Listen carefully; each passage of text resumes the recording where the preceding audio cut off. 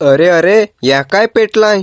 बाबूचा काम पहा ना कोणाक भारी. नमस्कार मित्रांनो, मी तुमचा व्लॉगर राज भोये. आज आम्ही चाललोय संभाजीनगरला. तर का चाललोय ते पूर्ण व्हिडिओ बघसाल तेव्हा ना समजेल. सीएनजी टाकायला आलो तू तर ही मेली कुत्री मला वास घेते. जसा काय मी आंघळेलच नाही त्यांचे मायला साधा पळून दे पण कार मध्ये. नाही तर चावतील बिवतील तहा मग आलू कार मध्ये बसून. होई पहा ना तिकडून वास तोंड्या जशी. परागन हे दोघं घेऊन आलोय म्हणजे काहीतरी होणारच आहे आजच्या दिवसात. आणि आमचे बाबू पहा ना किती भारी दिसत हो. सकाळी झोपेतून उठवला आणि तसाच गाडीत बसवला. त्याला गाडी मागून सांगली काय भारी.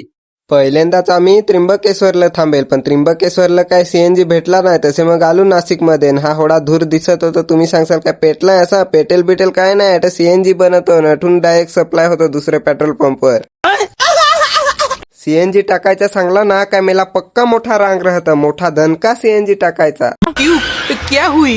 पेट्रोल पंपच्या साईडला पाहला तर जरा बरा वाटला का बाबा आदिवासी संस्कृतीची पेंटिंग काढली असा. आणि आमचा ड्रायव्हर एकदम ना साधा विधा काम नाही, डायरेक्ट गाणी बिनी लावून एकदम धूमधडाकेत.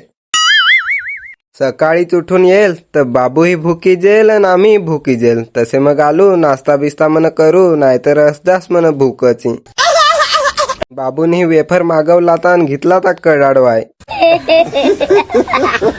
बाबूला पाहून माझ्याही तोंडाला पाणी येईल. तसे मीही 2 वेफरा घेऊन मागली गाडीत. तरी मन खान टाइमपास जसा. इकडचा समृद्धी हायवे पहा ना कोडाक भारी. निकडच्या जमिनीही सरसपाट आणि रस्ता तर होडा भारी. काय गाडी अशी सरळ डायरेक्ट, ना वळणा ना टणा ना काही. अरे कहना क्या चाहते हो? आमच्या बाबूची गाडीत मस्ती पहा ना कशी. तुम्ही पुढे पाहजास अजून कोडाक मस्ती करतो. फार मस्तीखोर आहे मित्रांनो. तो तुम्हाला डोंगर जसा दिसतोय काय, तो आहे दौलताबादचा किल्ला. गाड्यात बसून बसून अगदी वैता गेल. तसे जमताय आलू सिटीत. मग म्हणा आता जराक म्हणा रूमवर जाऊ. हे जे घर दिसत आहे ना, इथं आमच्या दिदीचा आणि तसे दाजीचा ट्रान्सफर झालाय जॉब साठी. तर इथं आम्हाला सामान उतरवायचं आहे. आम्ही तर आलोय पण आता टेम्पोवाल्याची वाट पाहतो. अन मित्रांनो अजून फार मजा यायची आहे. पण आता व्हिडिओ झालाय मोठा तर तुम्ही पार्ट 2 साठी फॉलो करून ठेवा आम्हाला.